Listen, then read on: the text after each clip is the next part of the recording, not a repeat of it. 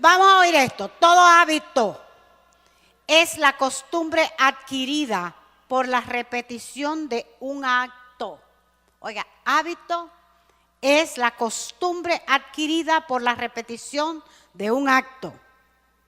Son pautas consistentes, a menudo inconscientes. A veces lo hacemos de manera inconsciente, que de modo constante y cotidiano expresan el carácter.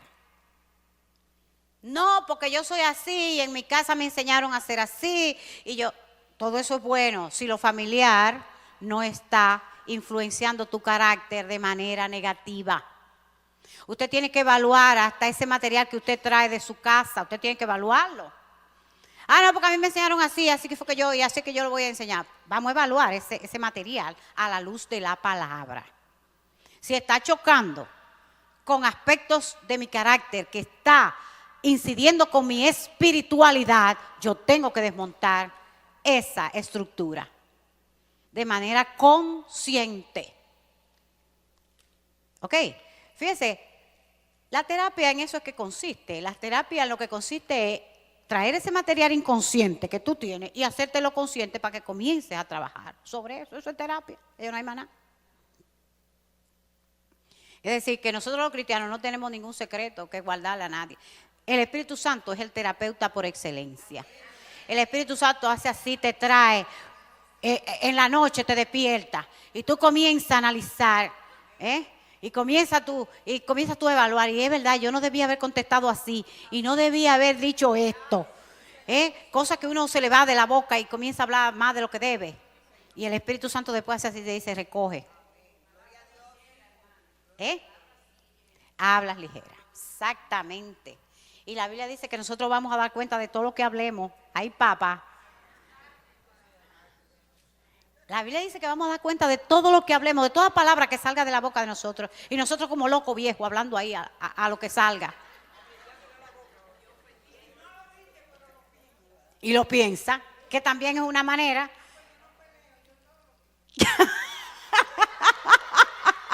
Recuérdate que en el alma está la parte intelectiva. Es decir, que como quiera está trabajando en tu alma. ¿Cómo? No, pero que cuando tú piensas, tú estás trabajando en tu alma. No fue lo que dijimos, que el alma tiene la parte intelectual. Está contaminando, exacto. Sí. Bien, entonces, seguimos con la importancia de los hábitos para formar conducta. Dice que nuestros hábitos presentan el riesgo, oiga bien, nuestros hábitos presentan el riesgo de convertirse en destructivos o negativos o positivos. Usted tiene que esos hábitos tienen un riesgo que pueden convertirse en hábitos negativos o hábitos positivos. Los hábitos positivos son los hábitos que liberan, porque el hábito, oiga bien, se aloja directamente en la voluntad. ¿Me está oyendo lo que estoy hablando? El hábito se aloja directamente en la voluntad. ¿Y qué pasa cuando el hábito se aloja en la voluntad? Que ya no es la voluntad la que decide, sino que quien decide es el hábito. ¿Me está oyendo? La importancia de nosotros tener hábitos que sean positivos, basados en la palabra. Ese hábito se va a alojar en tu voluntad y ya no es tu voluntad la que decide. Tú pierdes la facultad de decidir o de elegir y entonces el hábito es el que decide o elige por ti. Si no, pregúntele a un drogadicto que aún sabiendo que no le es conveniente y que trae problemas, no logran, no pueden dejar, porque ya el hábito es quien está decidiendo, no son ellos. Mire el peligro grande de nosotros no trabajar esos hábitos, porque se aloja directamente. Dice que los hábitos se enfrentan al razonamiento y tratan de someter la razón y el pensamiento a la costumbre. Oiga, el hábito se enfrenta al razonamiento. Fíjese hasta la fuerza y el poder que tiene un hábito que te quita razonamiento y te deja a expensa de la costumbre. Los hábitos se enseñorean de tu alma, y aquí está la parte que yo quiero que todos, el hábito se enseñorea de tu alma, y puede ser para bien o puede ser para mal. Esto depende, como decíamos ahorita, si el hábito es positivo o si es negativo. Los hábitos positivos constituyen lo que la Biblia llama las virtudes. Por eso es que el apóstol Pedro dice que a la fe hay que añadir virtud. Y la gente no sabe lo que es virtud. Pues virtud son hábitos positivos. Y los hábitos negativos constituyen lo que nosotros llamamos las adicciones o los vicios. ¿Te está oyendo? Hábitos negativos constituyen adicciones o vicios. Cuando nosotros estamos hablando de adicciones, significa que la voluntad ha quedado atrapada en una costumbre, en una conducta. Cuando hablamos de virtudes, estamos diciendo que cada día nosotros vamos a ir renovando, ¿no? Tanto en el entendimiento como en los sentimientos, como en la forma de nosotros decidir. Cada pecado acariciado, oiga esto, cada conducta negativa que tú acaricias debilita tu voluntad y fortalece el hábito.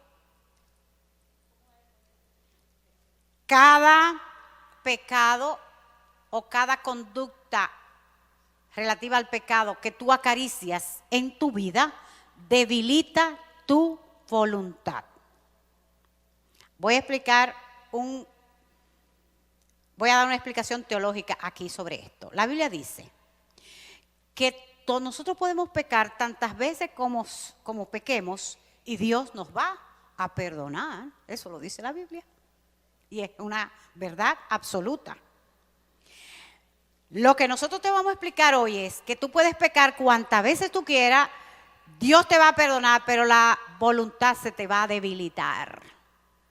Y tú no vas a poder salir de ese círculo de enredo y de pecado, donde tú repites y repites y repites.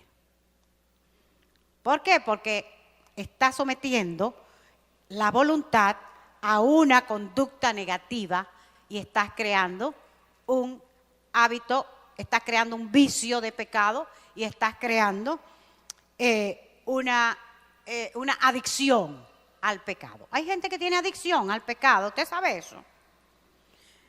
Tenemos que entender eso. Cuando Dios habla de la regeneración, cuando Dios habla de la nueva criatura, te está diciendo que ahora Dios pone en ti una voluntad firme para que tú tengas poder para vencer el pecado.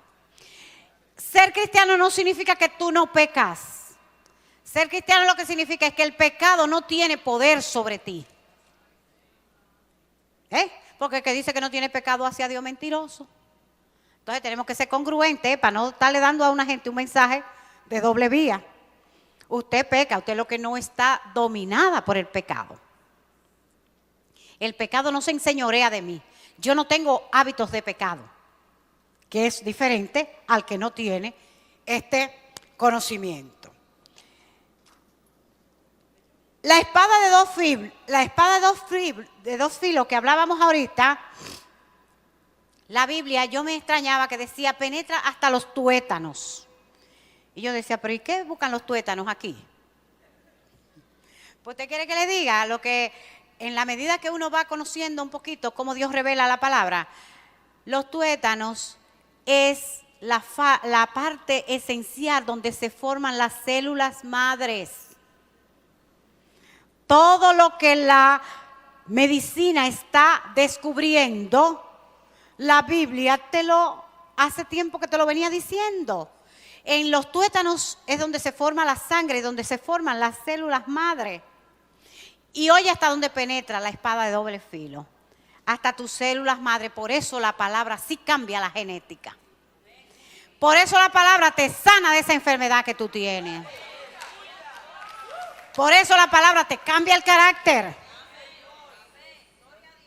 Porque penetra biológicamente a donde se forma la constitución orgánica. Oye bien, cuando Dios te dice que tú eres una nueva criatura, no te está diciendo que tú vienes a la iglesia todos los domingos, ni que tú está inscrita en el libro de la dama. Lo que te está diciendo nueva criatura es que el carácter tuyo tiene que comenzar a dar oiga bien, ese reflejo. Usted no sabe que usted es un reflejo de Dios. Nosotros somos espejo de Dios. El carácter de nosotros es el espejo donde Dios se quiere reflejar. No en la forma de vestir, aunque sí tiene su valor. Pero esa es la manera formal de afuera. Lo que Dios necesita es que tu carácter, que es tu verdadero yo, sea el espejo donde Él se refleje. Cuando nosotros conozcamos el poder que tiene el hábito sobre la voluntad, ¿usted quiere que sepa hasta lo que Dios me enseñó? Yo no podía ayunar, no por comida, yo no tenía problema de comida, pero tenía problema de café. Oiga bien. Entonces yo tengo hábito de café. Algo tan sencillo. Eso me estaba impidiendo ayunar. Porque yo con comida no tenía problema, pero sí con el café. Y yo dije, no, espérate, si esta agua negra, sucia, es el problema. Me lo comencé a beber amargo. Me lo comencé a beber amargo para quitarle el sabor. Le estoy dando una técnica aquí, para los que quieren dejar cualquier hábito. Me lo comencé a beber amargo y eso me le fue quitando el sabor al café al extremo que yo dije, no, pero si el médico me dice a mí que yo tengo que dejar el café por algo, yo no lo voy a dejar. Bueno, pues si la palabra me está diciendo que este café me está haciendo problema para yo ayunar, hay que dejarlo. Hay que dejarlo así de sencillo. Una voluntad actuando en coordinación con la palabra. Ahí está la técnica para que nadie salga de aquí diciendo que hablé de carácter y no dije cómo se transforma el carácter. ¿Cómo se transforma el carácter? Usando la voluntad a favor de lo que dice la palabra. Es que lo que dice ahí, eso es lo que yo quiero hacer. Es que lo que dice ahí es lo que yo determiné que debo hacer. Es que ya yo lo decidí, que eso es lo que yo quiero. Es diferente a cuando yo lo hago para que en la iglesia digan que yo soy cristiana. ¿Ok? El carácter, los hábitos, poder sobre la voluntad. De modo que nuestros hábitos fortalecen o aniquilan nuestra voluntad. Y dijimos que la voluntad es donde nosotros decidimos, donde nosotros elegimos. ¿Cómo usted elige y cómo usted decide? Usando su libre albedrío. Para que usted vea cómo la Biblia coordina con todo lo que la ciencia dice. Hay una ciencia que no es de Dios, que es la que no coordina. Pero la ciencia que es de Dios coordina con todo lo que dice la palabra. Tu libre albedrío es lo que tú usas cuando tú decides y cuando tú eliges. Por eso es que el vicio te quita el libre albedrío y te hace igual que los animales.